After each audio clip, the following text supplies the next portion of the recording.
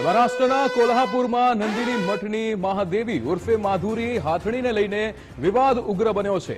હાથણીને કોલ્હાપુરથી જામનગરના વંતારા મોકલવામાં આવી છે. મહાદેવીને પરત લાવવાની માંગ સાથે કોલ્હાપુરના 700થી વધુ ગામના લોકોએ આંદોલન આરંભ્યું છે. જીઓ કંપનીના સિમ કાર્ડ પોર્ટ કરાવીને સામૂહિક બહિષ્કાર કરી રહ્યા છે લોકો. 1200 વર્ષ જૂના નંદિની મઠમાં 33 વર્ષથી મહાદેવી હાથણી રહેતી હતી. જોકે હાથણીની સ્થિતિ ગંભીર હોવાનો પેટા ઇન્ડિયા નામની સંસ્થાએ પણ બોમ્બે હાઈકોર્ટમાં દાવો કર્યો હતો, જેના આધારે 16 જુલાઈએ બોમ્બે હાઈકોર્ટ હાથણીને વંતારા મોકલવા નિર્ણય કર્યો હતો. મઠ દ્વારા હાઈકોર્ટના નિર્ણયને સુપ્રીમમાં પડકાર્યો છે. સુપ્રીમ કોર્ટે ચુકાદાને યથાવત રાખતા 29 જુલાઈએ મહાદેવીનું સ્થળાંતર કરાયું હતું.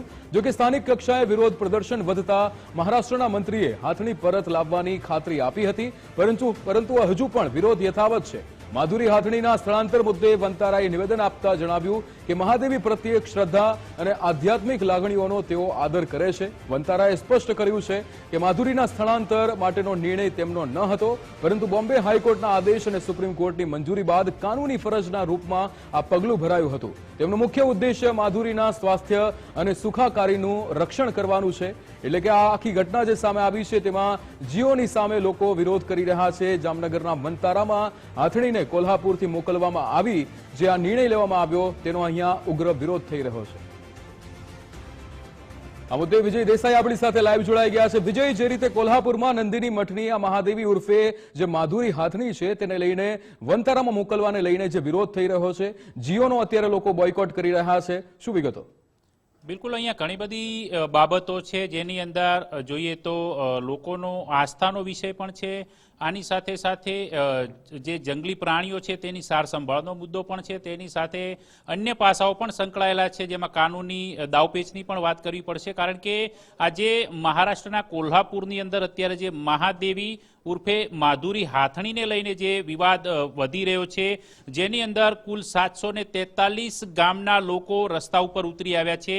કારણ કે લાંબી લડાઈ બાદ આખરે જે પ્રકારે સર્વોચ્ચ અદાલતના આદેશ બાદ કોલ્હાપુરથી વંતારા જે હાથણીને સ્થળાંતર કરવામાં આવ્યું છે તેના સ્વાસ્થ્યના દેખરેખ માટે થઈને, સાર સંભાળ માટે થઈને, કારણ કે 2020થી આ સમગ્ર મામલે કેસ છે તે અલગ અલગ કોર્ટમાં ચાલતો હતો, જેની અંદર જે આ કોલ્હાપુરનું જે સિરોલ ગામ છે કે જ્યાં જૈન મઠ જે આવેલો છે, જે નંદિની મઠ તરીકે ઓળખાય છે, જે 1200 વર્ષ કરતાં ઘણો જૂનો માનવામાં આવે છે, એ મઠની આસપાસ લગભગ કર્ણાટક અને આ મહારાષ્ટ્રના જે બોર્ડર વિસ્તારના 743 કરતા ગામડાના લોકોની એક આસ્થા પણ સંકળાયેલી છે. અને એ આસ્થાની સાથે આ મઠ સાથે સંકળાયેલી એક 36 વર્ષીય હાથણી કે જેનું નામ મહાદેવી રાખવામાં આવેલું છે, ઉર્ફે માધુરી તરીકે પણ લોકો તેને ઓળખે છે. એ હાથણીના જે આરોગ્યને લઈને 2020ના વર્ષની અંદર પેટા નામની જે સંસ્થા છે તેના દ્વારા ચિંતા વ્યક્ત કરવામાં આવી હતી. કારણ કે 36 વર્ષીય આ હાથણી છે જે 33 વર્ષથી આ મંદિરના તમામ પ્રકારના ધાર્મિક અનુષ્ઠાનોની અંદર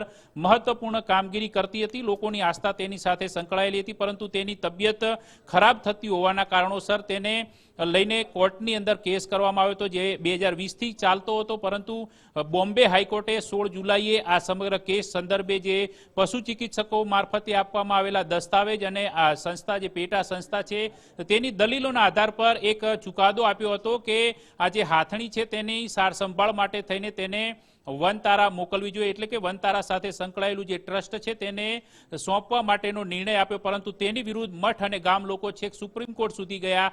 સુપ્રીમ કોર્ટની અંદર પણ આ કેસ ચાલ્યો, પરંતુ સુપ્રીમ કોર્ટે પણ માનવ આસ્થાથી ઉપર જઈને એક પશુનું જે જીવન અમૂલ્ય છે તેના આધાર પર જે હાઈકોર્ટે તર્ક આપીને ચુકાદો આપ્યો હતો, એ ચુકાદાને માન્ય ઠેરવ્યો. અને ત્યારબાદ 29 જુલાઈએ આ જે હાથણી છે કોલ્હાપુરથી એને વનતારા લાવવા માટેની પ્રક્રિયા હાથ ધરાઈ. એ સમયે 29 જુલાઈએ આ જે નંદિની મઠ છે કે જ્યાં 10,000 કરતાં વધુ લોકો ઉમટી પડ્યા હતા, અને એક પ્રકારે માહોલ ઘણો આક્રોશિત જણાતો હતો. કારણ કે લોકો તેની આસ્થા સાથે સંકળાયેલા હાથણીને વનતારા લઈ જવા દેવા નહોતા માંગતા, અને જે ઘર્ષણ સર્જાયું જેની અંદર 45 લોકો સામે ફરિયાદ પણ દાખલ થઈ હતી. પરંતુ ત્યારબાદ જે આક્રોશ છે તે વધીને હવે એક સંસ્થાથી લઈને કોર્ટના કાનૂની દાવપેચથી લઈને હવે એનાથી પણ આગળ જઈને વનતારા સાથે સંકળાયેલા જે ઉદ્યોગપતિ છે, અંબાણી પરિવાર, તેની સામેનો આક્રોશ છે, જનાક્રોશ છે એ વ્યક્ત કરવામાં આવી રહ્યો છે. અને કોલ્હાપુરના ગામડાઓની અંદર એક દાવા પ્રમાણે હજારોની સંખ્યામાં લોકો હવે અંબાણી ફેમિલી સાથે જોડાયેલું જે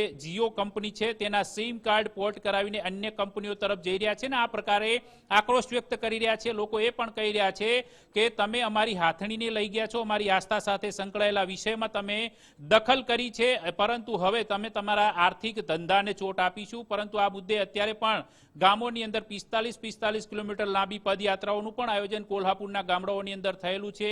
આ સિરોલ જે આખો જે વિસ્તાર જે છે, તાલુકો છે, ત્યાં અત્યારે એક પ્રકારનો માહોલ છે. માત્ર હાથણીને ફરીથી નંદિની મઠ પરત લાવો એને લઈને છે. જો કે આ પ્રકારે 700 થી વધુ ગામડાનો વિરોધ હવે રસ્તા ઉપર લોકો આવી જતા ત્યાંની સરકાર હરકતમાં આવી છે. ત્યાંના એક સ્થાનિક મંત્રીએ એ પ્રકારનું ગ્રામજનોને આશ્વાસન પણ આપ્યું છે કે અમે નંદીની હાથણી છે મહાદેવી, તેને નંદિની મઠમાં પરત લાવવા માટેના પૂરતા પ્રયાસ કરીશું. પરંતુ સુપ્રીમ કોર્ટના ચુકાદાને કારણે કાયદાકીય એક પ્રકારે અમલીકરણ માટે થઈને વંતારાએ પણ સ્પષ્ટતા આપી છે કે અમે હાથણીને માત્ર તેની સાર સંભાળ માટે અને તેના ઉચ્ચ સ્વાસ્થ્ય દેખરેખ માટે લાવ્યા છે. એ પણ સર્વોચ્ચ અદાલતના ચુકાદાથી અમે પણ લોકોની આસ્થાનું અને નંદિની મઠ સાથે સંકળાયેલા તમામ લોકોની આસ્થાનું અમે પણ આદર કરીએ છીએ. આ પ્રકારની સ્પષ્ટતા વનતારાએ પણ આપી છે. પરંતુ જે પ્રકારનો જનાક્રોશ છે કોલ્હાપુર અને આસપાસના વિસ્તારોમાં જે પ્રસરી રહ્યો છે એ ધીમે ધીમે આસપાસના અન્ય તાલુકાઓ જિલ્લાઓની અંદર પણ ફેલાઈ રહ્યો છે. એ જોતા મહારાષ્ટ્રની સરકાર હરકતમાં છે, પરંતુ લોકો